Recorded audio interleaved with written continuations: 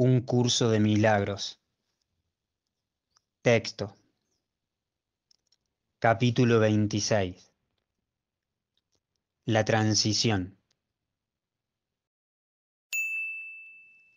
1. El sacrificio de la unicidad. El sacrificio es una idea clave en la dinámica del ataque. Es el eje sobre el que toda transigencia, todo desesperado intento de cerrar un trato y todo conflicto alcanza un aparente equilibrio. Es el símbolo del tema central según el cual alguien siempre tiene que perder. El hincapié que hace en el cuerpo es evidente, pues el sacrificio es siempre un intento de minimizar la pérdida. El cuerpo en sí es un sacrificio, una renuncia al poder en aras de conservar solo un poco para ti. Ver a un hermano en otro cuerpo, separado del tuyo, es la expresión del deseo de ver únicamente una pequeña parte de él y de sacrificar el resto. Contempla el mundo y verás que nada está unido a nada más allá de sí mismo. Todas las aparentes entidades pueden acercarse o alejarse un poco, pero no pueden unirse. El mundo que ves está basado en el sacrificio de la unicidad. Es la imagen de una total desunión y de una absoluta falta de unidad. Alrededor de cada entidad se erige una muralla tan sólida en apariencia que parece como si lo que se encuentra dentro jamás pudiese salir afuera y lo que se encuentra fuera jamás pudiese llegar hasta lo que se encuentra encerrado dentro de la muralla y unirse a ello allí. Cada parte tiene que sacrificar a otra para conservar su propia integridad, pues si se unieran, cada una perdería su identidad individual y es mediante esa separación como conservan su individualidad. Lo poco que el cuerpo mantiene cercado se convierte en el yo, el cual se conserva mediante el sacrificio de todo lo demás. Y todo lo demás no puede sino perder esa pequeña parte y permanecer incompleto para que ella pueda mantener intacta su propia identidad. En esta percepción de ti mismo, la pérdida del cuerpo sería ciertamente un sacrificio, pues ver cuerpos se convierte en la señal de que el sacrificio es limitado y de que aún queda algo que es exclusivamente para ti. Y para que esa ínfima parte te pertenezca, se demarcan límites en todo lo que es externo a ti, así como en lo que crees que es tuyo. Pues dar es lo mismo que recibir, y aceptar las limitaciones de un cuerpo es imponer esas mismas limitaciones a cada hermano que ves. Pues solo puedes ver a tu hermano como te ves a ti mismo. El cuerpo supone una pérdida, por lo tanto, se puede usar para los fines del sacrificio. Y mientras veas a tu hermano como un cuerpo aparte de ti y separado dentro de su celda, estarás exigiendo que tanto tú como él os sacrifiquéis. ¿Qué mayor sacrificio puede haber que exigirle al Hijo de Dios que se perciba a sí mismo sin su Padre? ¿O que su Padre esté sin su Hijo? Sin embargo, todo sacrificio exige que estén separados y el uno sin el otro. El recuerdo de Dios se niega si se le exige a alguien algún sacrificio. ¿Qué testigo de la plenitud del Hijo de Dios puede verse en un mundo de cuerpos separados por mucho que Él dé testimonio de la verdad? Él es invisible en un mundo así, y su himno de unión y de amor no puede oírse en absoluto. No obstante, se le ha concedido hacer que el mundo retroceda ante su himno y que su visión reemplace los ojos del cuerpo. Aquellos que quieren ver los testigos de la verdad en vez de los de la ilusión, piden simplemente poder ver en el mundo un propósito que le aporte significado y haga que tenga sentido. Sin tu función especial, no tiene ningún significado para ti. Sin embargo, se puede convertir en una mina tan rica e ilimitada como el cielo mismo. No hay un solo instante en el que la santidad de tu hermano no se pueda ver y con ello añadir abundante riqueza a cada diminuto fragmento y a cada pequeña migaja de felicidad que te concedes a ti mismo. Puedes perder de vista la unicidad, pero no puedes sacrificar su realidad. Tampoco puedes perder aquello que quieres sacrificar, ni impedir que el Espíritu Santo lleve a cabo su misión de mostrarte que la unicidad no se ha perdido. Escucha, pues, el himno que te canta tu hermano, y según dejas que el mundo retroceda, acepta el descanso que su testimonio te ofrece en nombre de la paz. Pero no lo juzgues, pues si lo haces, no oirás el himno de tu liberación, ni verás lo que le es dado atestiguar a fin de que tú puedas verlo y regocijarte junto con él. No dejes que debido a tu creencia en el pecado, su santidad sea sacrificada, pues sacrificas tu inocencia con la suya y mueres cada vez que ves en él un pecado por el que merece morir. Sin embargo, puedes renacer en cualquier instante y recibir vida nuevamente. La santidad de tu hermano te da vida a ti que no puedes morir, porque Dios conoce su inocencia, la cual tú no puedes sacrificar, tal como tu luz tampoco puede desaparecer porque Él no la vea. Tú que querías hacer de la vida un sacrificio y que tus ojos y oídos fueran testigos de la muerte de Dios y de su Santo Hijo, no pienses que tienes el poder para hacer de ellos lo que Dios no dispuso que fuesen. En el cielo, el Hijo de Dios no está aprisionado en un cuerpo, ni ha sido sacrificado al pecado en soledad. Y tal como Él es en el cielo, así tiene que ser eternamente y en todas partes. Es por siempre Él mismo, nacido de nuevo cada instante, inmune al tiempo y mucho más allá del alcance de cualquier sacrificio de vida o de muerte, pues Él no creó ni una ni otra, y solo una le fue dada por uno que sabe que sus dones jamás se pueden sacrificar o perder. La justicia de Dios descansa amorosamente sobre su Hijo, manteniéndolo a salvo de toda injusticia que el mundo quisiera cometer contra él. ¿Podrías acaso hacer que sus pecados fueran reales y sacrificar así la voluntad de su Padre con respecto a él? No lo condenes viéndolo dentro de la putrescente prisión en la que él se ve a sí mismo. Tu función especial es asegurarte de que la puerta se abra, de modo que pueda salir para verter su luz sobre ti y devolverte el regalo de la libertad al recibirlo de ti.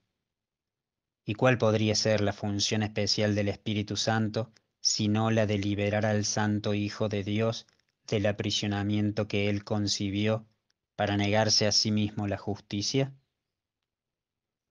¿Y podría ser tu función una tarea aparte y distinta de la suya? 2. Muchas clases de error, una sola corrección. Es fácil entender las razones por las que le pides al Espíritu Santo que resuelva todos tus problemas por ti. Para Él no es más difícil resolver unos que otros. Todos los problemas son iguales para Él, puesto que cada uno se resuelve de la misma manera y con el mismo enfoque. Los aspectos que necesitan solución no cambian, sea cual sea la forma que el problema parezca adoptar. Un problema puede manifestarse de muchas maneras y lo hará mientras persista. De nada sirve intentar resolverlo de una manera especial. Se presentará una y otra vez hasta que haya sido resuelto definitivamente y ya no vuelva a surgir en ninguna forma. Solo entonces te habrás librado de él. El Espíritu Santo que te ofrece la liberación de todos los problemas que cree tener. Para él Todos ellos son el mismo problema porque cada uno, independientemente de la forma en que parezca manifestarse, exige que alguien pierda y sacrifique algo para que tú puedas ganar. Mas solo cuando la situación se resuelve de tal manera que nadie pierde desaparece el problema, pues no era más que un error de percepción que ahora ha sido corregido. Para él, no es más difícil llevar un error ante la verdad que otro, pues solo hay un error, la idea de que es posible perder y de que alguien puede ganar como resultado de ello. Si eso fuese cierto, entonces Dios sería injusto, el pecado posible, el ataque estaría justificado y la venganza sería merecida. Para este único error, en cualquiera de sus formas, solo hay una corrección. Es imposible perder y creer lo contrario es un error. Tú no tienes problemas aunque pienses que los tienes. No podrías pensar que los tienes si los vieras desaparecer uno por uno, independientemente de la magnitud, de la complejidad, del lugar, del tiempo o de cualquier otro atributo que percibas que haga que cada uno de ellos parezca diferente del resto. No pienses que las limitaciones que impones sobre todo lo que ves pueden limitar a Dios en modo alguno.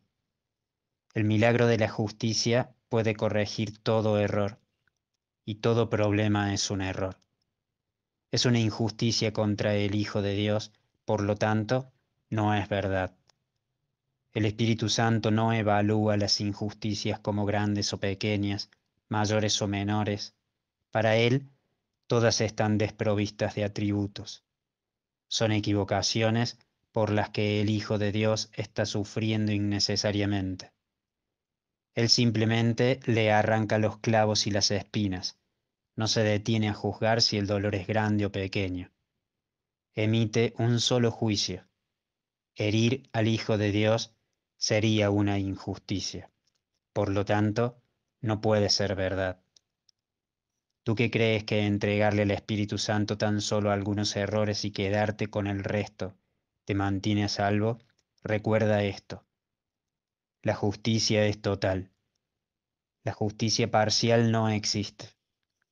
Si el Hijo de Dios fuese culpable, estaría condenado y no merecería la misericordia del Dios de la justicia. Por lo tanto, no le pidas que lo castigue porque tú lo consideres culpable y desees verlo muerto. Dios te ofrece los medios para que puedas ver su inocencia. Sería justo que se le castigara porque tú te niegues a ver lo que se encuentra ahí ante ti.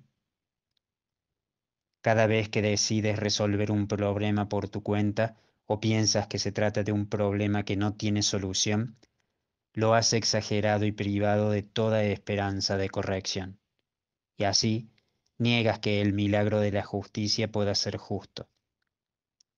Si Dios es justo, no puede haber entonces ningún problema que la justicia no pueda resolver.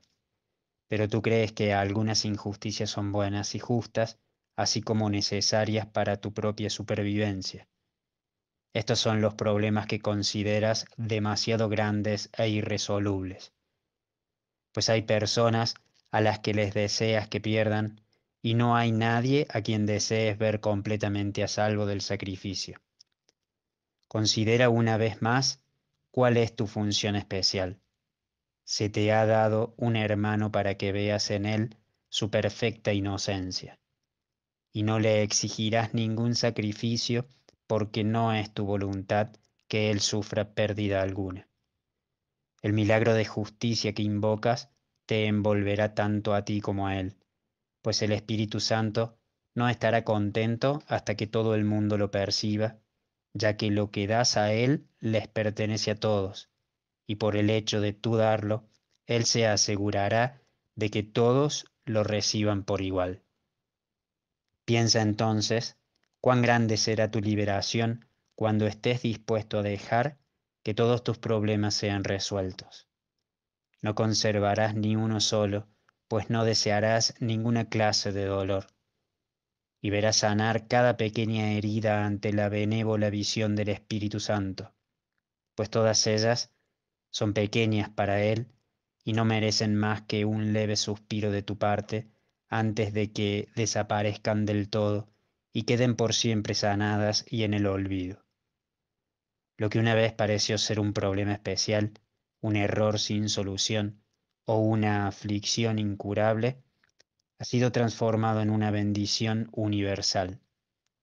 El sacrificio ha desaparecido y en su lugar se puede recordar el amor de Dios, el cual desvanecerá con su fulgor toda memoria de sacrificio y de pérdida. Es imposible recordar a Dios mientras se tenga miedo de la justicia en lugar de amarla.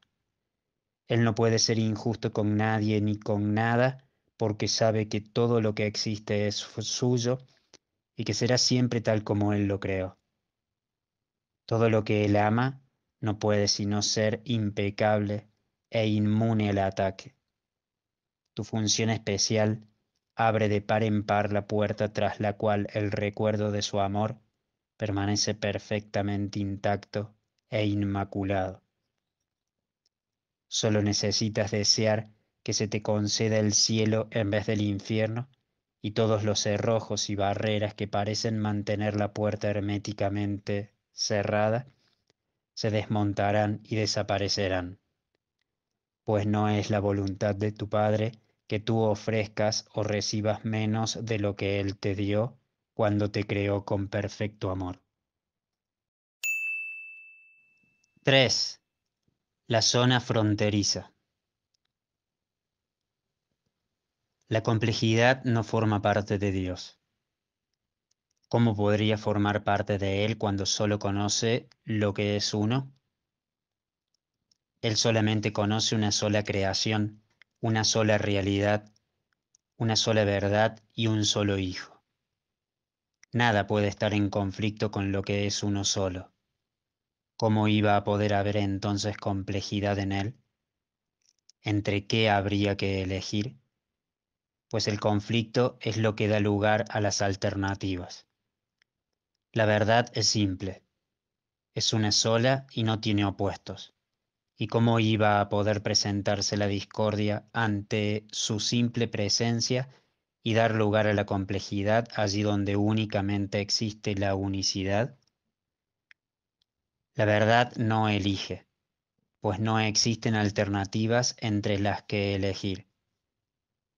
Solo si las hubiera, podría ser la elección un paso necesario en el avance hacia la unicidad.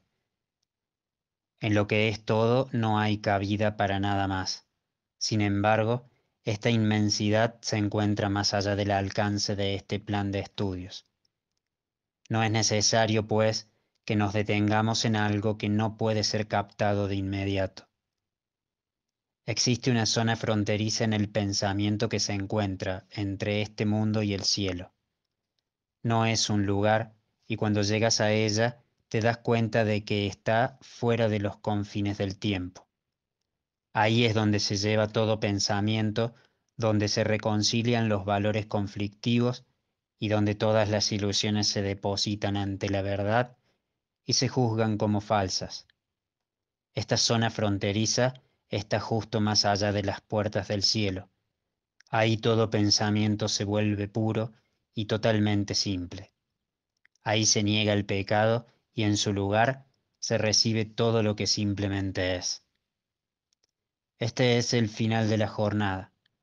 Nos hemos referido a ese lugar como el mundo real. Sin embargo, hay una contradicción en esto, en el sentido de que las palabras implican la idea de una realidad limitada, una verdad parcial, un segmento del universo hecho realidad. Esto se debe a que el conocimiento no ataca a la percepción. Ambos se llevan sencillamente el uno ante el otro y solo uno de ellos continúa más allá de las puertas donde se encuentra la unicidad. La salvación es una zona fronteriza donde los conceptos de lugar y tiempo, así como el de elegir, tienen aún significado, si bien se puede ver que son temporales, que están fuera de lugar y que toda elección ya se ha llevado a cabo. Ninguna creencia que el Hijo de Dios albergue puede ser destruida, pero lo que es verdad para Él tiene que llevarse ante la última comparación que Él tendrá que hacer jamás, la última posible evaluación, el juicio final sobre este mundo. Se trata del juicio de la verdad con respecto a la ilusión, del conocimiento con respecto a la percepción. No tiene ningún significado y no existe. Esto no es algo que tú decides, es la simple declaración de un simple hecho. Pero en este mundo no hay hechos simples, porque todavía no está claro qué es lo que es lo mismo y qué es lo que es diferente.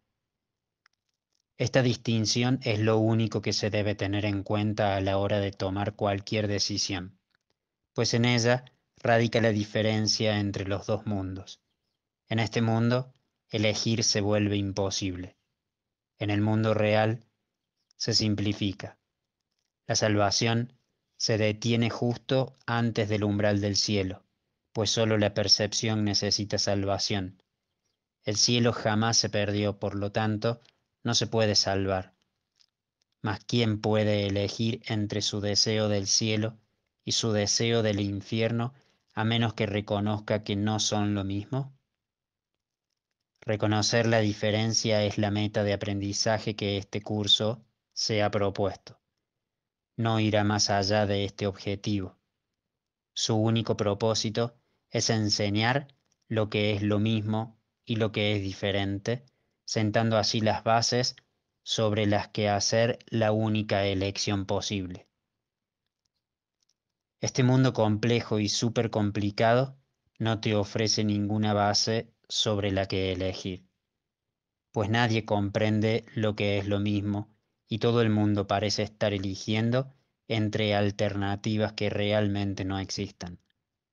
El mundo real es la esfera de la elección hecha realidad, no en el resultado final, sino en la percepción de las alternativas entre las que se puede elegir. La idea de que hay alternativas entre las que elegir es una ilusión. Aún así, dentro de esta ilusión yace el deshacimiento de todas las ilusiones, incluida ella misma. ¿No se parece esto a tu función especial en la que la separación se subsana al pasar de lo que antes era el propósito de ser especial a lo que ahora es el de estar unido? Todas las ilusiones son una, y en el reconocimiento de este hecho radica el que puedas abandonar todo intento de elegir entre ellas y de hacerlas diferentes. Qué fácil es elegir entre dos cosas que obviamente son distintas. En esto no hay conflicto. Abandonar una ilusión que se reconoce como tal no puede ser un sacrificio. Cuando se desposee de realidad aquello que nunca fue verdad, ¿cómo iba a ser difícil renunciar a ello y elegir lo que, por ende, no puede sino ser real? 4. El lugar que el pecado dejó vacante. En este mundo el perdón es el equivalente a la justicia del cielo.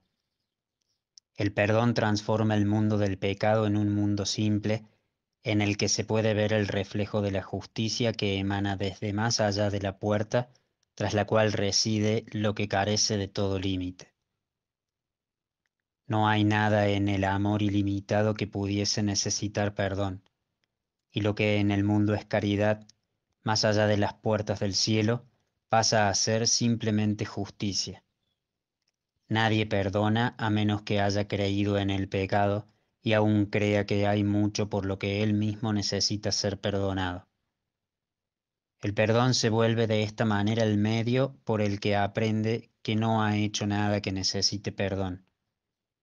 El perdón siempre descansa en el que lo concede hasta que reconoce que ya no lo necesita más. De este modo, es restaurado a su verdadera función de crear, que su perdón le ofrece nuevamente. El perdón convierte el mundo del pecado en un mundo de gloria, maravilloso de contemplar. Cada flor brilla en la luz y en el canto de todos los pájaros se ve reflejado el júbilo del cielo. No hay tristeza ni divisiones, pues todo se ha perdonado completamente. Y los que han sido perdonados no pueden sino unirse, pues nada se interpone entre ellos para mantenerlos separados y aparte.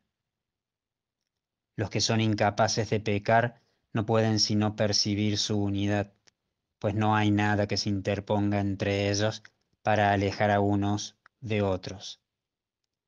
Se funden en el espacio que el pecado dejó vacante en jubiloso reconocimiento de que lo que es parte de ellos no se ha mantenido aparte y separado. El santo lugar en el que te encuentras no es más que el espacio que el pecado dejó vacante. En su lugar ves alzarse ahora la faz de Cristo. ¿Quién podría contemplar la faz de Cristo y no recordar a su Padre tal como éste realmente es? ¿Y quién que temiese al amor podría pisar la tierra en la que el pecado ha dejado un sitio para que se erija un altar al cielo que se eleve muy por encima del mundo hasta llegar más allá del universo y tocar el corazón de toda la creación? ¿Qué es el cielo sino un himno de gratitud, de amor y de alabanza que todo lo creado le canta a la fuente de su creación? El más santo de los altares se erige donde una vez se creyó reinaba el pecado, y todas las luces del cielo vienen a él para ser reavivadas y para incrementar su gozo, pues en este altar se les restituye lo que habían perdido y recobran todo su fulgor. Los milagros que el perdón deposita ante las puertas del cielo no son insignificantes. Aquí el Hijo de Dios mismo viene a recibir cada uno de los regalos que lo acerca más a su hogar. Ni uno solo de ellos se pierde y a ninguno se le atribuye más valor que a otro. Cada uno de esos regalos le recuerda el amor de su Padre en igual medida que el resto, y cada uno le enseña que lo que él temía es lo que más ama. ¿Qué otra cosa, salvo un milagro, podría hacerle cambiar de mentalidad de modo que comprenda que el amor no puede ser temido? ¿Qué otro milagro puede haber aparte de este? ¿Y qué otra cosa se podría necesitar para que el espacio entre vosotros desaparezcan? Donde antes se percibía el pecado, se alzará un mundo que se convertirá en el altar de la verdad, y allí te unirás a las luces del cielo y entonarás con ellas su himno de gratitud y alabanza.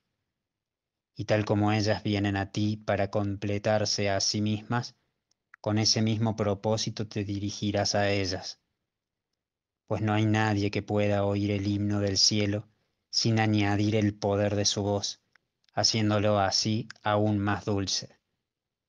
Y todos se unirán al himno ante el altar que fue erigido en el pequeño espacio que el pecado proclamaba que era suyo.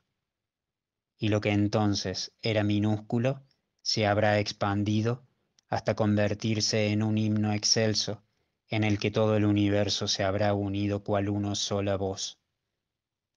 Esa pequeña mácula de pecado que aún se interpone entre vosotros está demorando el feliz momento en el que las puertas del cielo se abrirán. Cuán pequeño es el obstáculo que te impide disponer de la riqueza del cielo, y cuán grande el gozo en el cielo cuando te unas al imponente coro en alabanza al amor de Dios. 5. El pequeño obstáculo. Un pequeño obstáculo les puede parecer muy grande a los que aún no comprenden que los milagros son todos el mismo milagro. Mas enseñar esto es la finalidad de este curso. Ese es su único propósito, pues es lo único que hay que aprender, y lo puedes aprender de muchas maneras. Todo aprendizaje o bien es una ayuda para llegar a las puertas del cielo, o bien un obstáculo. No hay nada entre medias. Hay solamente dos maestros y cada uno de ellos señala caminos diferentes. Y tú seguirás el camino que te señale el maestro que hayas elegido. Solo hay dos direcciones que puedes seguir mientras perdure el tiempo y elegir tenga sentido, pues jamás se podrá construir otro camino salvo el que conduce al cielo. Tú solo eliges entre ir al cielo o no ir a ninguna parte. No hay más alternativas que estas. Lo único que se puede perder es tiempo, el cual en última instancia no tiene ningún sentido, pues solo supone un pequeño obstáculo para la eternidad y no significa nada para el verdadero maestro del mundo.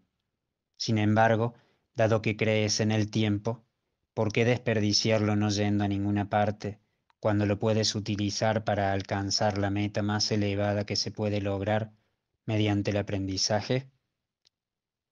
No pienses que el camino que te conduce a las puertas del cielo es difícil.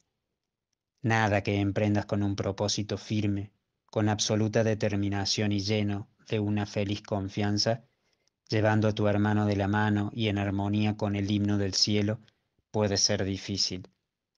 Lo que en verdad es difícil es vagar solo y afligido por un camino que no conduce a ninguna parte ni tiene ningún propósito. Dios te dio su maestro para que reemplazara al que tú inventaste, no para que estuviese en conflicto con él. Y lo que él ha dispuesto reemplazar ya ha sido reemplazado. El tiempo tan solo duró un instante en tu mente y no afectó a la eternidad en absoluto. Y así es con todo el tiempo que ha pasado y todo permanece exactamente como era antes de que se construyese el camino que no lleva a ninguna parte. El brevísimo lapso de tiempo en el que se cometió el primer error, en el que todos los demás errores están contenidos, encerraba también la corrección de ese primer error y de todos los demás que partieron de él. Y en ese breve instante el tiempo desapareció, pues eso es lo único que siempre fue.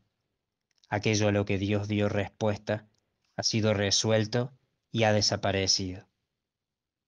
A ti que aún crees vivir en el tiempo sin saber que ya desapareció, el Espíritu Santo te sigue guiando a través del laberinto infinitamente pequeño e insensato que todavía percibes en el tiempo, a pesar de que ya hace mucho que desapareció. Crees estar viviendo en lo que ya pasó.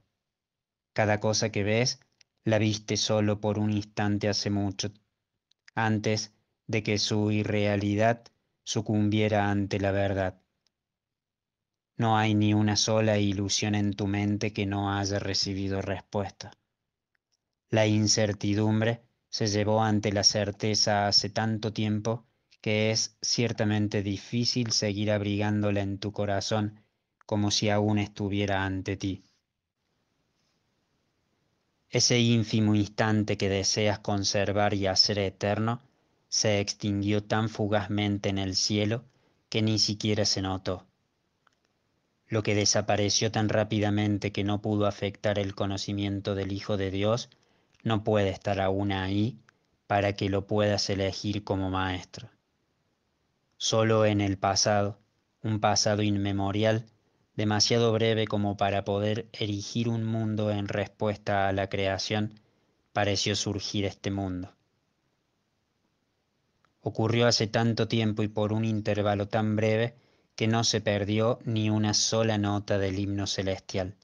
Sin embargo, en cada acto o pensamiento que aún no hayas perdonado, en cada juicio y en cada creencia en el pecado, se evoca ese instante, como si se pudiera volver a reconstruir el tiempo.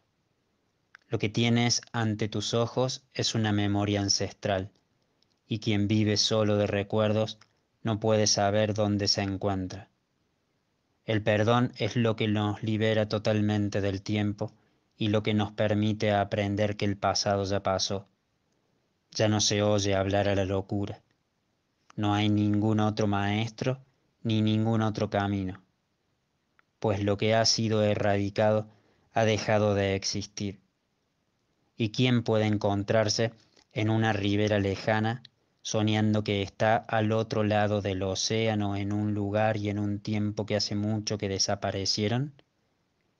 ¿Cómo iba a poder impedir ese sueño que él esté donde realmente se encuentra? Pues donde él está es un hecho, y sus sueños, de la clase que sean, no pueden cambiarlo. Con todo, puede imaginarse que está en otro lugar y en otro tiempo. Lo que a lo sumo puede hacer es engañarse a sí mismo creyendo que eso es verdad y convertirlo de meras imaginaciones en creencias y en locura, completamente convencido de que donde prefiere estar es donde está. Mas, ¿podría eso impedirle estar donde está? ¿Es cualquier eco del pasado que pueda oír un hecho en comparación con lo que se puede oír donde él está ahora? ¿Y en qué medida pueden sus propias ilusiones con respecto al tiempo y al espacio cambiar el lugar donde él realmente está? Lo que no se ha perdonado es una voz que llama desde un pasado que ya pasó para siempre, y lo único que la considera real es el deseo de que lo que ya pasó pueda volver a ser real y verse aquí y ahora en lugar de lo que realmente se encuentra aquí y ahora. ¿Supone esto acaso un obstáculo para la verdad de que el pasado ya pasó y de que no se te puede devolver? ¿Y querrías conservar ese temible instante en el que el cielo pareció desaparecer y a Dios se le temió y se le convirtió en el símbolo de tu odio? Olvídate de ese momento de terror que ya hace tanto tiempo que se corrigió y se deshizo. ¿Podría acaso el pecado resistir la voluntad de Dios? ¿Podría estar en tus manos poder ver el pasado y ubicarlo en el presente? No puedes volver a él, y todo lo que señala hacia él no hace sino embarcarte en una misión cuya consecución solo podría ser irreal. Tal es la justicia que tu amoroso Padre se aseguró de que se hiciera contigo, y te ha protegido de tu propia injusticia contra ti mismo. No puedes extraviarte porque no hay otro camino que el suyo, y no puedes ir a ninguna parte excepto hacia él. ¿Cómo iba a permitir Dios que su Hijo se extraviase por un camino que es sólo la memoria de un instante que hace mucho que pasó?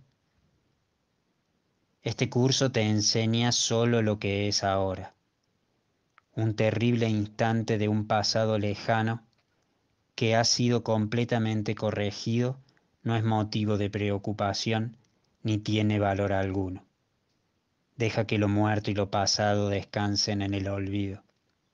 La resurrección ha venido a ocupar su lugar, y ahora eres parte de la resurrección, no de la muerte.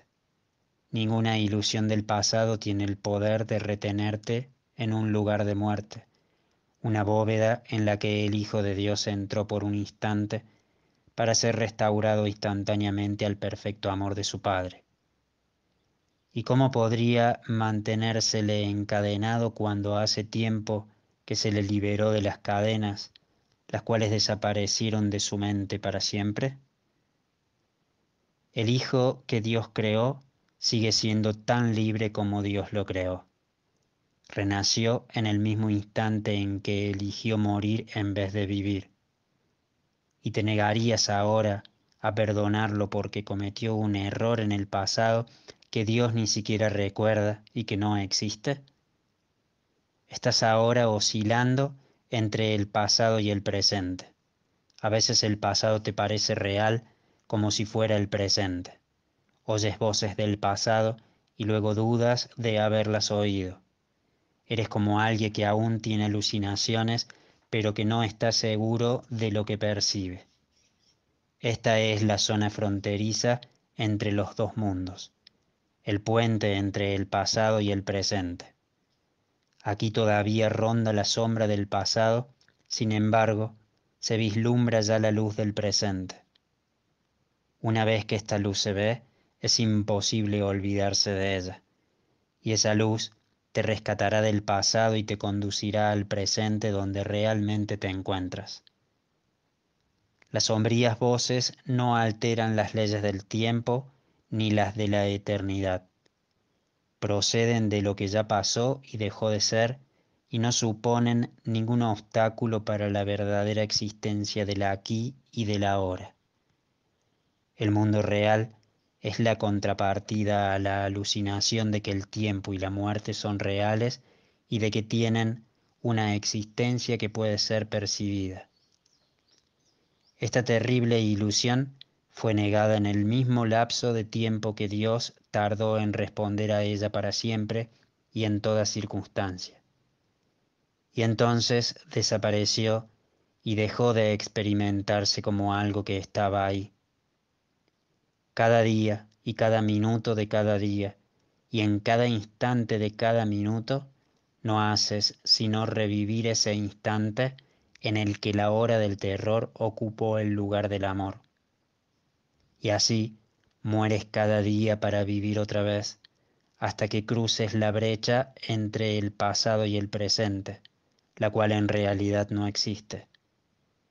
Esto es lo que es toda vida, un aparente intervalo entre nacimiento y muerte, y de nuevo a la vida, la repetición de un instante que hace mucho que desapareció y que no puede ser revivido.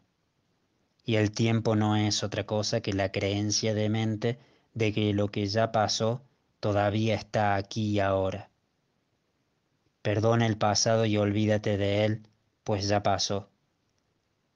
Ya no te encuentras en el espacio que hay entre los dos mundos. Has seguido adelante y has llegado hasta el mundo que yace ante las puertas del cielo. Nada se opone a la voluntad de Dios, ni hay necesidad de que repitas una jornada que hace mucho que concluyó. Mira a tu hermano dulcemente y contempla el mundo donde la percepción de tu odio ha sido transformada en un mundo de amor. 6. El amigo que Dios te dio. Cualquier cosa en este mundo que creas que es buena o valiosa, o por la que vale la pena luchar, te puede hacer daño y lo hará. No porque tenga el poder de hacerlo, sino únicamente porque al negar que no es más que una ilusión, le otorgas realidad. Y así es real para ti y no algo que no es nada. Y al haberse percibido como real, se le abrieron las puertas al mundo de las ilusiones enfermizas. Toda creencia en el pecado, en el poder del ataque, en herir y hacer daño, en el sacrificio y en la muerte, ha llegado a ti de esa manera. Nadie puede otorgarle realidad solo a una ilusión y escaparse del resto. Pues ¿quién podría elegir quedarse solo con aquellas ilusiones que prefiere y al mismo tiempo encontrar la seguridad que solo la verdad puede conferir? ¿Quién podría creer que todas las ilusiones son iguales y al mismo tiempo sostener que una de ellas es mejor que las demás? No vivas tu mísera vida en soledad con una ilusión como tu único amigo. Esa no es una amistad digna del Hijo de Dios, ni una que pueda satisfacerle. Dios le ha dado, por lo tanto, un amigo mejor, uno en quien reside todo el poder de la tierra y del cielo. Esa ilusión que tú consideras tu amigo te oculta la gracia y majestad de aquel e impide que le des la bienvenida con los brazos abiertos a su amistad y a su perdón. Aparte de él no tienes amigos.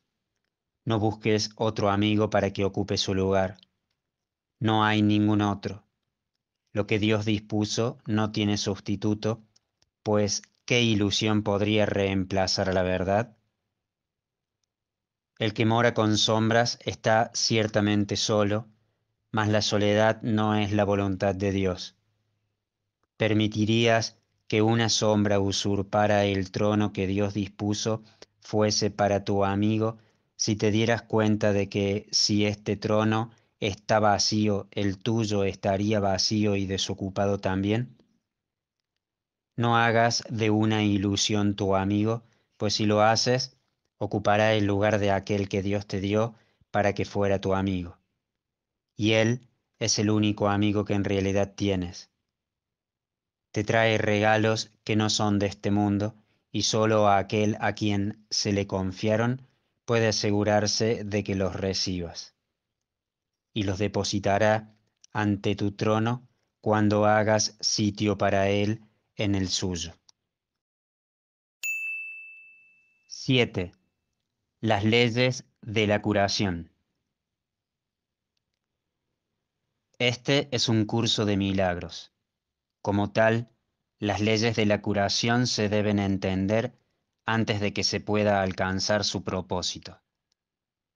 Repasemos los principios que hemos estudiado y organicémoslos a modo de resumen de qué debe ocurrir para que la curación sea posible. Pues una vez que es posible, no puede sino tener lugar. Toda enfermedad tiene su origen en la separación. Cuando se niega la separación, la enfermedad desaparece, pues desaparece tan pronto como la idea que la produjo es sanada y reemplazada por la cordura. Al pecado y a la enfermedad se les considera causa y consecuencia respectivamente en una relación que se mantiene oculta de la conciencia a fin de excluirla de la luz de la razón. La culpabilidad clama por castigo y su petición se le concede, no en realidad, sino en el mundo de ilusiones y sombras que se erige sobre el pecado. El Hijo de Dios percibió lo que quería ver porque la percepción es un deseo colmado. La percepción cambia, pues fue concebida para sustituir el conocimiento inmutable. Mas la verdad no ha cambiado. La verdad no se puede percibir, solo puede conocerse. Lo percibido adopta muchas formas, pero ninguna de ellas tiene significado. Si se llevan ante la verdad, su falta de sentido resulta muy evidente, pero si se mantienen ocultas de la verdad, parecen tener sentido y ser reales. Las leyes de la percepción son lo opuesto a la verdad, y lo que es cierto con respecto al conocimiento no lo es con respecto a nada que se encuentre aparte de él. Aún así, Dios ha dado una respuesta al mundo de la enfermedad, la cual es aplicable por igual a cualquier clase de enfermedad, y aunque esta respuesta es eterna, opera en el tiempo, pues ahí es donde se necesita. Pero como procede de Dios, las leyes del tiempo no afectan su eficacia. Se encuentra en este mundo, pero no forma parte de él, pues es real y mora donde la realidad no puede sino estar. Las ideas no abandonan su fuente, y sus efectos solo dan la impresión de estar separados de ella. Las ideas pertenecen al ámbito de la mente. Lo que se proyecta y parece ser externo a la mente no está afuera en absoluto, sino que es un efecto de lo que está dentro y no ha abandonado su fuente. La respuesta de Dios está allí donde se encuentra la creencia en el pecado, pues sólo allí se puede cancelar sus efectos completamente y dejárseles sin causa. Las leyes de la percepción tienen que ser invertidas, pues son una inversión de las leyes de la verdad. Las leyes de la verdad son eternamente ciertas y no se pueden invertir. No obstante, se pueden percibir al revés, y esto debe corregirse allí donde se encuentra la ilusión de que han sido invertidas. Es imposible que una sola ilusión sea menos receptiva a la verdad que las demás, pero es posible que a algunas se les otorgue más valor y que haya más renuencia a entregárselas a la verdad a fin de recibir ayuda y curación. Ninguna ilusión tiene ni un solo ápice de verdad en ella. Sin embargo, parece que algunas son más verdaderas que otras, aunque es claro que eso no tiene ningún sentido.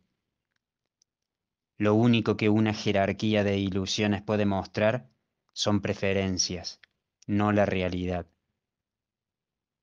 ¿Qué tienen que ver las preferencias con la verdad? Las ilusiones son ilusiones y son falsas. Tus preferencias no les otorgan realidad. Ninguna de ellas es verdad desde ningún punto de vista, y todas cederán con igual facilidad ante la respuesta que Dios proveyó para todas ellas.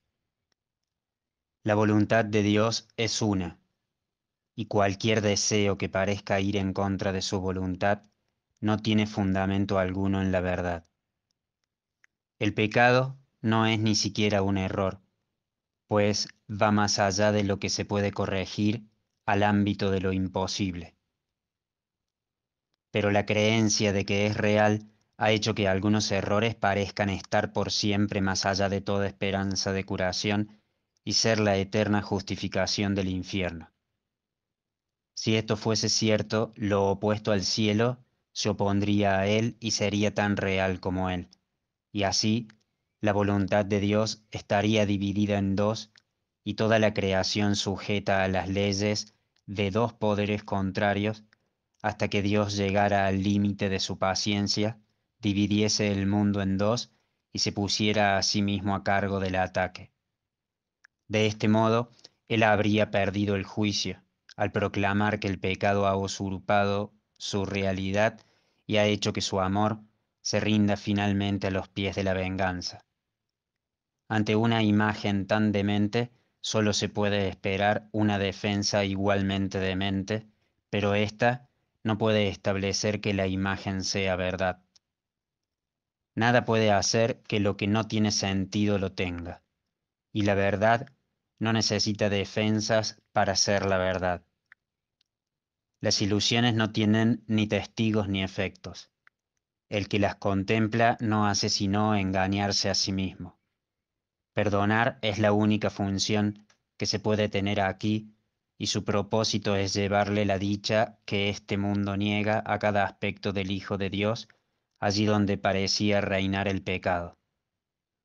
Tal vez no comprendas el papel que desempeña el perdón en el proceso de poner fin a la muerte y a todas las creencias que surgen de las brumas de la culpabilidad. Los pecados son creencias que interpones entre tu hermano y tú. Los pecados hacen que estés limitado al tiempo y al espacio, y te conceden un pequeño lugar a ti y otro a él. En tu percepción, esta separación está simbolizada por el cuerpo, que claramente está separado y es algo aparte.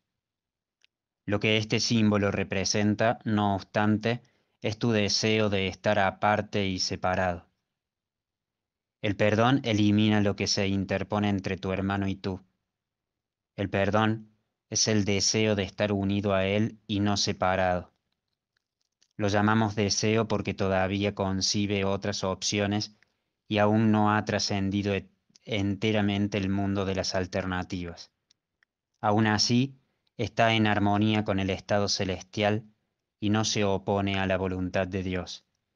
Y aunque no llega a darte toda tu herencia, elimina los obstáculos que has interpuesto entre el cielo, donde te encuentras, y el reconocimiento de dónde estás y de lo que eres. Los hechos no cambian, sin embargo, se pueden negar y así desconocerse, si bien se conocían antes de que fueran negados. La salvación perfecta e íntegra solo pide que desees, aunque sea mínimamente, que la verdad sea verdad, que estés dispuesto, aunque no sea del todo, a pasar por alto lo que no existe, y que abrigues un leve anhelo por el cielo como lo que prefieres a este mundo donde la muerte y la desolación parecen reinar. Y la creación se alzará dentro de ti en jubilosa respuesta para reemplazar al mundo que ves por el cielo el cual es completamente perfecto e íntegro. ¿Qué es el perdón sino estar dispuesto a que la verdad sea verdad? ¿Que puede permanecer enfermo y separado de la unidad que encierra dentro de sí todas las cosas? El pecado no existe, y cualquier milagro es posible en el instante en que el Hijo de Dios percibe que sus deseos y la voluntad de Dios son uno. ¿Qué dispone la voluntad de Dios? Dispone que su Hijo lo tenga todo, y Él garantizó esto cuando lo creó para que fuese todo. Es imposible perder nada, si lo que tienes es lo que eres. Este es el milagro mediante el cual la creación se convirtió en tu función, la cual compartes con Dios. Esto no se entiende estando separado de Él y por ende no tiene sentido en este mundo. Aquí el Hijo de Dios no pierde, aquí el Hijo de Dios no pide mucho, sino demasiado poco, pues está dispuesto a sacrificar la identidad que comparte con todo a cambio de su propio miserable tesoro. Mas no puede hacer esto sin experimentar una sensación de desolación, de pérdida y de soledad. Este es el tesoro tras el que ha ido en pos, y no puede sino tener miedo de él. ¿Es acaso el miedo un tesoro? ¿Puede ser la incertidumbre tu deseo? ¿O es simplemente que te has equivocado con respecto a lo que es tu voluntad y a lo que realmente eres? Examinemos en qué consiste el error a fin de que pueda ser corregido, no encubierto. El pecado es la creencia de que el ataque se puede proyectar fuera de la mente en la que se originó. Aquí, la firme convicción de que las ideas pueden abandonar su fuente se vuelve real y significativa. Y de este error surge el mundo del pecado y del sacrificio. Este mundo es un intento de probar tu inocencia y al mismo tiempo atribuirle valor al ataque. Su fallo estriba en que sigues sintiéndote culpable, aunque no entiendes por qué. Los efectos se ven como algo aparte de su fuente y no parece que puedas controlarlos o impedir que se produzcan. Y lo que de esta manera se mantiene aparte jamás se puede unir. Causa y efecto no son dos cosas separadas, sino una sola. Dios dispone que aprendas lo que siempre ha sido verdad, que Él te creó como parte de sí mismo, y que esto no puede sino seguir siendo verdad porque las ideas no abandonan su fuente. Esta es la ley de la creación, que cada idea que la mente conciba solo sirva para aumentar su abundancia y nunca para disminuirla. Esto es tan cierto con respecto a lo que se desea vanamente como con respecto a lo que la voluntad dispone verdaderamente, ya que la mente puede desear ser engañada, pero no puede hacer de sí misma lo que no es.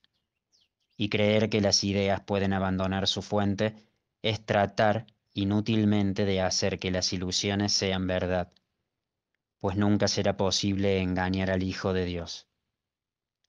El milagro es posible cuando causa y consecuencia se traen frente a frente, no cuando se mantienen aparte.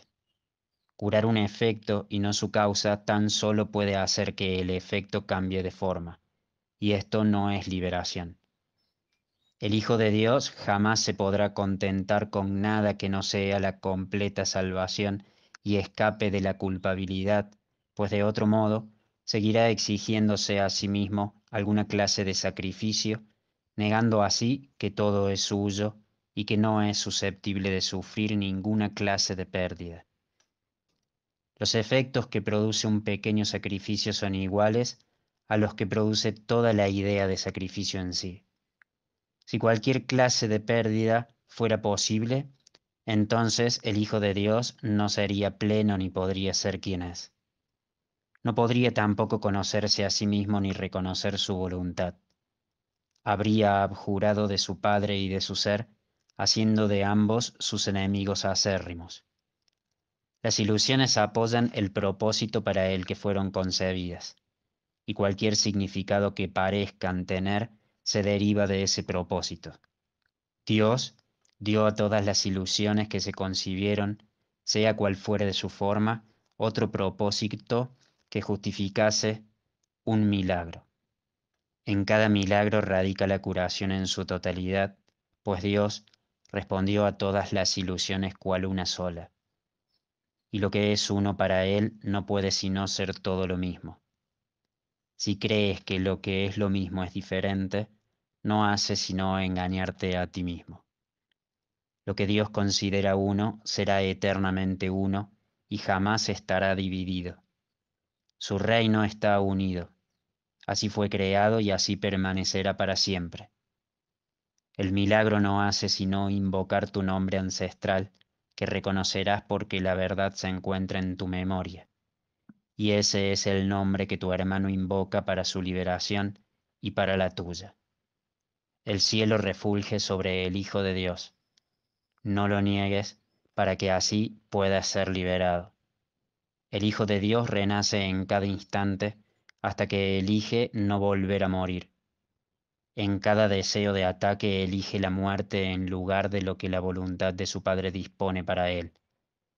Mas cada instante le ofrece vida porque su Padre dispone que viva. Junto a la crucifixión se encuentra la redención, porque donde no hay dolor ni sufrimiento, no hay necesidad de curación. El perdón es la respuesta a cualquier clase de ataque. De esta manera se cancelan los efectos del ataque y se responde al odio en nombre del amor. Gloria eterna a ti que se te ha encomendado salvar al Hijo de Dios de la crucifixión, del infierno y de la muerte, pues tienes el poder de salvar al Hijo de Dios porque su Padre así lo dispuso, y en sus manos yace la salvación, para ser ofrecida y recibida como una. Usar el poder que Dios te ha dado como Él quiere que se use es algo natural.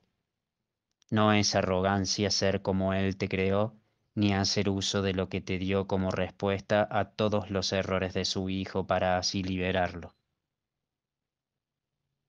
Pero sí es arrogancia despreciar el poder que Él te dio y elegir un nimio e insensato deseo en vez de lo que su voluntad dispone. El don que Dios te ha dado es ilimitado. No hay circunstancia en la que no se pueda usar como respuesta ni problema que no se resuelva dentro de su misericordiosa luz. Mora en paz donde Dios quiere que estés,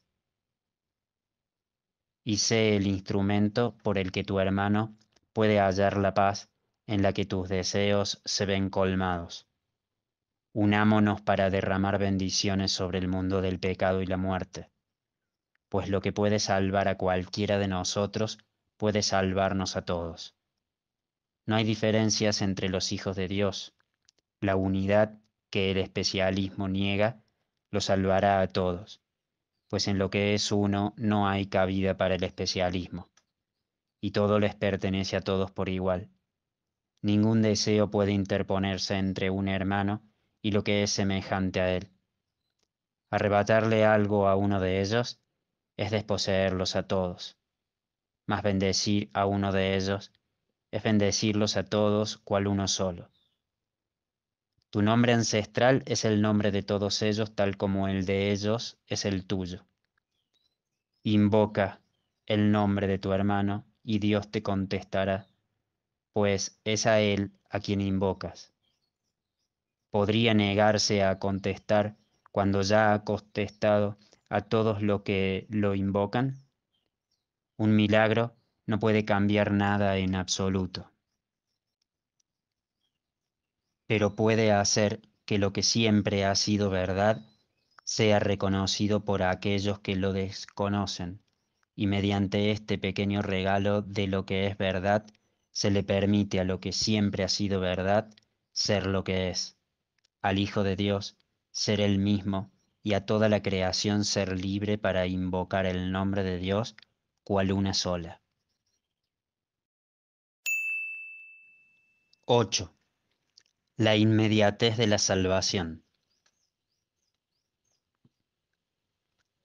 El único problema pendiente es que todavía ves un intervalo entre el momento en que perdonas y el momento en que recibes los beneficios que se derivan de confiar en tu hermano. Esto tan solo refleja la pequeña distancia que aún deseas interponer entre vosotros para que os mantenga un poco separados, pues el tiempo y el espacio son la misma ilusión, pero se manifiestan de forma diferente. Si se ha proyectado más allá de tu mente, piensas que es el tiempo.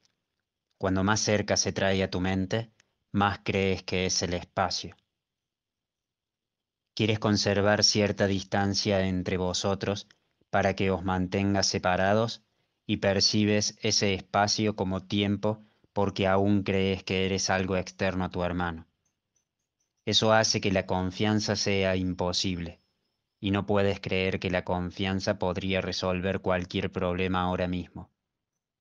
Crees, por lo tanto, que es más seguro seguir siendo un poco cauteloso y continuar vigilando lo que percibes como tus intereses separados. De esta perspectiva, te es imposible concebir que puedas obtener lo que el perdón te ofrece ahora mismo. En el intervalo que crees que existe entre dar el regalo y recibirlo, parece que tienes que sacrificar algo y perder por ello. Ves la salvación como algo que tendrá lugar en el futuro, pero no ves resultados inmediatos. Sin embargo, la salvación es inmediata. A no ser que la percibas así, tendrás miedo de ella, creyendo que entre el momento en que aceptas su propósito como el tuyo propio y el momento en que sus efectos llegan hasta ti, el riesgo de pérdida es enorme. De esta manera el error que da lugar al miedo sigue oculto. La salvación eliminaría la brecha que todavía percibes entre vosotros y permitiría que os convirtierais en uno instantáneamente. Y es esto lo que crees que supondría una pérdida.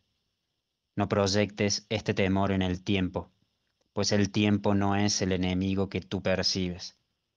El tiempo es tan neutral como el cuerpo, salvo en lo que respecta al propósito que le asignas.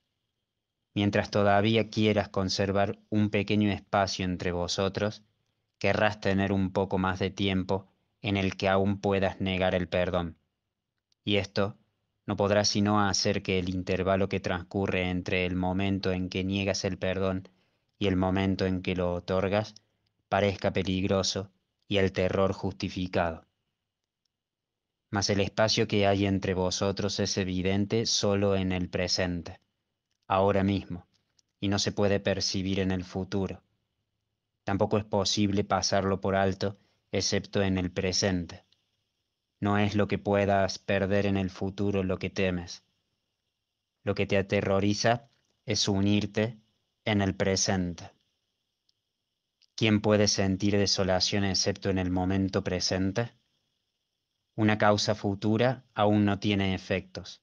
Por lo tanto, eso quiere decir que si sientes temor, su causa se encuentra en el presente, y es esa causa la que necesita corrección, no un estado futuro. Todos los planes que haces para tu seguridad están centrados en el futuro, donde no puedes planificar.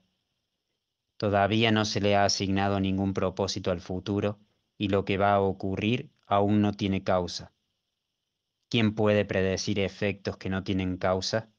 ¿Y quién podría tener miedo de dichos efectos a no ser que pensara que éstos ya han sido causados y los juzgara como desastrosos ahora? La creencia en el pecado da lugar al miedo y al igual que su causa mira hacia adelante y hacia atrás, pero pasa por alto lo que se encuentra aquí y ahora. Su causa, sin embargo, solo puede estar aquí y ahora si sus efectos ya se han juzgado como temibles.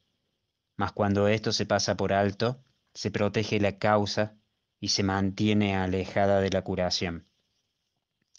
Pues el milagro es algo que es ahora, se encuentra ya aquí, en gracia presente, dentro del único intervalo de tiempo que el pecado y el miedo han pasado por alto, pero que, sin embargo, es el único tiempo que hay. Llevar a cabo la corrección en su totalidad no requiere tiempo en absoluto, pero aceptar que la corrección se puede llevar a cabo parece prolongarse una eternidad. El cambio de propósito que el Espíritu Santo le brindó a tu relación encierra en sí todos los efectos que verás. Estos se pueden ver ahora. ¿Por qué esperar a que se manifiesten en el transcurso del tiempo, temiendo que tal vez no se den cuando ya se encuentran aquí? Se te ha dicho que todo lo que precede, se te ha dicho que todo lo que procede de Dios es para el bien. Sin embargo, parece como si no fuera así. No es fácil dar crédito de antemano al bien que se presenta en forma de desastre, ni es esta una idea que tenga sentido. ¿Por qué habría de aparecer el bien en forma de mal? ¿Y no sería un engaño si lo hiciera? Su causa está aquí si es que aparece en absoluto. ¿Por qué entonces no son evidentes los efectos? ¿Por qué razón se ven en el futuro? Y procuras contentarte con suspiros y razonar que no entiendes esto ahora, pero que algún día lo entenderás y que su significado te resultará claro entonces. Esto no es razonar, pues es injusto y alude claramente al castigo hasta que el momento de la liberación sea inminente. Pero puesto que el propósito de la relación ha cambiado ahora para el bien, no hay razón para un intervalo en que azote el desastre, el cual se percibiría algún día como algo bueno, aunque ahora se perciba como doloroso. Esto es un sacrificio de la hora que no puede ser el precio que el Espíritu Santo exige por lo que ha dado libre de costo. Esta ilusión, no obstante, tiene una causa que, aunque falsa, tiene que estar en tu mente ahora. Y esta ilusión es tan solo un efecto que tu mente engendra y una forma de percibir su resultado. Este intervalo de tiempo en el que se percibe la represalia como la forma en la que se presenta el bien es solo un aspecto de la diminuta brecha que hay entre vosotros, la cual todavía no se ha perdonado. No te contentes con la idea de una felicidad futura. Eso no significa nada ni es tu justa recompensa, pues hay causa para ser libre ahora. ¿De qué sirve la libertad en forma de aprisionamiento? ¿Por qué habría de disfrazarse de muerte la liberación? La demora no tiene sentido y el razonamiento que mantiene que los efectos de una causa presente se tienen que posponer hasta un momento futuro es simplemente una negación del hecho de que causa y consecuencia tienen que darse simultáneamente. No es del tiempo de lo que tienes que liberar, sino de la diminuta brecha que existe entre vosotros, y no dejes que ésta se disfrace de tiempo y que de este modo se perpetúe, ya que al haber cambiado de forma no se puede reconocer como lo que es. El propósito del Espíritu Santo es ahora el tuyo. ¿No debería ser su felicidad igualmente tuya? 9. Pues ellos han llegado. Cuán santo debes de ser, que desde ti la voz de Dios llama amorosamente a tu hermano para que puedas despertar en él la voz que contesta tu llamada. Y cuán santo debe ser tu hermano cuando en él reside tu salvación junto con su libertad. Por mucho que lo quieras condenar, Dios mora en él. Pero mientras ataques su hogar elegido y luches con su anfitrión, no podrás saber que Dios mora igualmente en ti. Mira a tu hermano con dulzura. Contempla amorosamente a aquel que lleva a Cristo dentro de sí, para que puedas ver su gloria y regocijarte de que el cielo no esté separado de ti. Sería mucho pedir que tuvieras un poco de confianza en aquel que te trae a Cristo para que todos tus pecados te sean perdonados, sin excluir ni uno solo que todavía quieras valorar. No olvides que una sola sombra que se interponga entre tu hermano y tú nubla la faz de Cristo y el recuerdo de Dios, e intercambiarías estos por un odio inmemorial. El suelo que pisas es tierra santa por razón de aquellos que al estar ahí contigo la han bendecido con su inocencia y su paz. La sangre del odio desaparece permitiendo así que la hierba vuelva a crecer con fresco verdor y que la blancura de todas las flores resplandezca bajo el cálido sol de verano. Lo que antes era un lugar de muerte ha pasado a ser ahora un templo viviente en un mundo de luz. Y todo por ellos. Es su presencia la que ha elevado nuevamente a la santidad para que ocupe su lugar ancestral en un trono ancestral. Y debido a ellos, los milagros han brotado en forma de hierba y flores sobre el terreno yermo que el odio había calcinado y dejado estéril. Lo que el odio engendró, ellos lo han deshecho. Y ahora te encuentras en tierra tan santa que el cielo se inclina para unirse a ella y hacerla semejante a él. La sombra de un viejo odio ya no existe, y toda desolación y aridez ha desaparecido para siempre de la tierra a la que ellos han venido. ¿Qué son 100 años para ellos, o 1000, o cientos de miles? Cuando ellos llegan, el propósito del tiempo se consuma. Lo que nunca tuvo lugar desaparece en la nada cuando ellos llegan. Lo que el odio reivindicaba se entrega ahora al amor y la libertad ilumina cada ser vivo y lo eleva hasta el cielo, donde las luces se encienden con mayor fulgor a medida que cada uno de ellos vuelve al hogar. Lo incompleto se vuelve completo de nuevo y el gozo del cielo aumenta, porque lo que era suyo le ha sido restituido. La tierra ha quedado limpia de toda mancha de sangre y los dementes se han desprendido de sus vestimentas de demencia para unirse a ellos en el lugar donde tú te encuentras.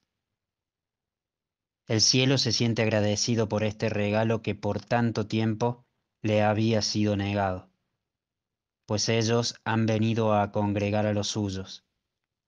Lo que se había clausurado se abre y lo que se mantenía oculto de la luz se abandona, de manera que ésta pueda envolverlo con su fulgor sin dejar ningún espacio o distancia entre la luz del cielo y el mundo. El más santo de todos los lugares de la tierra es aquel donde un viejo odio se ha convertido en un amor presente, y ellos acuden sin demora al templo viviente donde se les ha preparado un hogar. No hay un lugar en el cielo que sea más santo, y ellos han venido a morar en el templo que se les ha ofrecido para que sea su lugar de reposo, así como el tuyo. Lo que el odio le ha entregado al amor se convierte en la luz más brillante de todo el resplandor del cielo, y el fulgor de todas las luces celestiales cobra mayor intensidad como muestra de gratitud por lo que se les ha restituido. Los ángeles revolotean amorosamente a tu alrededor a fin de mantener alejado de ti todo sombrío pensamiento de pecado y asegurarse de que la luz permanezca allí donde ha entrado. Las huellas de tus pasos iluminan el mundo, pues por donde tú caminas, el perdón te acompaña jubilosamente. No hay nadie en la tierra que deje de dar gracias a aquel que ha restaurado su hogar, protegiéndolo así del crudo invierno y del gélido frío. ¿Y cómo podrían el Señor de los cielos y su Hijo dar menos como muestra de agradecimiento cuando han recibido mucho más? Ahora el templo de Dios viviente ha sido reconstruido para ser nuevamente el anfitrión de aquel que lo creó. Donde Él mora, su Hijo mora con Él y nunca están separados, y dan gracias de que finalmente se les haya dado la bienvenida. Donde antes se alzaba una cruz, se alza ahora el Cristo resucitado, y en su visión las viejas cicatrices desaparecen. Un milagro inmemorial ha venido a bendecir y a reemplazar una vieja enemistad cuyo fin era la destrucción. Con dulce gratitud, Dios, el Padre y el Hijo regresan a lo que es suyo y a lo que siempre lo será. Ahora se ha consumado el propósito del Espíritu Santo, pues ellos han llegado, por fin han llegado. 10. El fin de la injusticia. ¿Qué es entonces lo que aún hay que deshacer para que puedas darte cuenta de su presencia? Solamente esto, la distinción que todavía haces con respecto a cuándo está justificado atacar y cuándo es injusto y no se debe permitir. Cuando percibes un ataque como injusto, crees que reaccionar con ira está justificado, y así ves lo que es lo mismo como si fuera diferente. La confusión no es parcial. Si se presenta, es total, y su presencia en la forma que sea ocultará la presencia de ellos, pues a ellos se les conoce claramente o no se les conoce en absoluto. Una percepción confusa obstruye el conocimiento, y no es cuestión de cuán grande es la confusión o de cuánto interfiere. Su mera presencia impide la de ellos y los mantiene afuera donde no se les puede conocer. ¿Qué puede significar el hecho de que percibes algunas formas de ataque como si fueran injustificadas contra ti? Significa que tiene que haber otras que consideras justas, pues de otro modo, ¿cómo se podría juzgar a algunas como injustas? Por lo tanto, a algunas se les atribuye significado y se perciben como razonables, y solo otras se consideran insensatas. Esto niega el hecho de que todas carecen de sentido, de que están desprovistas por igual de causa o consecuencia, y de que no pueden tener efectos de ninguna clase. La presencia de ellos se nubla con cualquier velo que se interponga entre su radiante inocencia y tu conciencia de que dicha inocencia es la tuya propia y de que le pertenece por igual a todo ser vivo junto contigo. Dios no pone límites, y lo que tiene límites no puede ser el cielo, por lo tanto, tiene que ser el infierno. La injusticia y el ataque son el mismo error, y están tan estrechamente vinculados que donde uno se percibe, el otro se ve también. Tú no puedes ser tratado injustamente. La creencia de que puedes es solo otra forma de la idea de que es otro y no tú quien te está privando de algo. La proyección de la causa de sacrificio es la raíz de todo lo que percibes como injusto y no como tu justo merecido. Sin embargo, eres tú quien se exige esto a sí mismo, cometiendo así una profunda injusticia contra el Hijo de Dios. Tú eres tu único enemigo y eres en verdad enemigo del Hijo de Dios porque no reconoces que Él es lo que tú eres. ¿Qué podría ser más injusto que privarlo de lo que Él es, negarle el derecho a ser Él mismo y pedirle que sacrifique el amor de su Padre y el tuyo por ser algo que no le corresponde? Cuídate de la tentación de percibirte a ti mismo como que se te está tratando injustamente.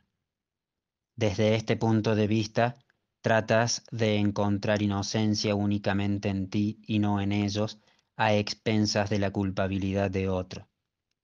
¿Puedes acaso comprar la inocencia descargando tu culpa sobre otro? ¿Y no es acaso la inocencia lo que andas buscando cuando lo atacas? ¿No será la represalia por tu propio ataque contra el Hijo de Dios lo que buscas? ¿No te hace sentir más seguro creer que eres inocente con respecto a eso y que has sido una víctima a pesar de tu inocencia? No importa cómo se juegue el juego de la culpa, alguien siempre tiene que salir perdiendo, y alguien siempre tiene que perder su inocencia para que otro pueda apropiarse de ella y hacerla suya. ¿Crees que tu hermano es injusto contigo porque crees que uno de vosotros tiene que ser injusto para que el otro pueda ser inocente? Y en ese juego percibes el único propósito que le adscribes a tu relación. Y eso es lo que le quieres añadir al propósito que ya se le asignó. El propósito del Espíritu Santo es que la presencia de tus santos invitados te sea conocida. A ese propósito no se le puede añadir nada, pues el mundo no tiene otro propósito que ese. Añadirle o quitarle algo a esa única finalidad es privar al mundo y privarte a ti mismo de todo propósito. Y toda injusticia que el mundo parezca cometer contra ti, tú la has cometido contra el mundo al privarlo de su propósito y de la función que el Espíritu Santo ve en él. Y de este modo se le ha negado la justicia a todo ser vivo sobre la faz de la tierra.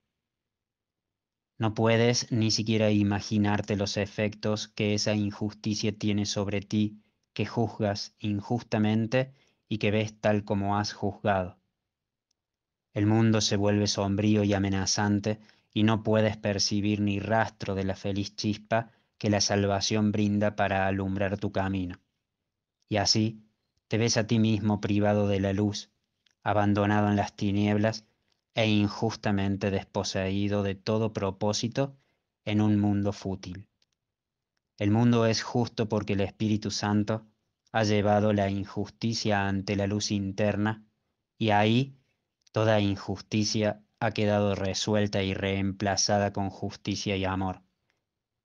Si percibes injusticias en cualquier parte, solo necesitas decir: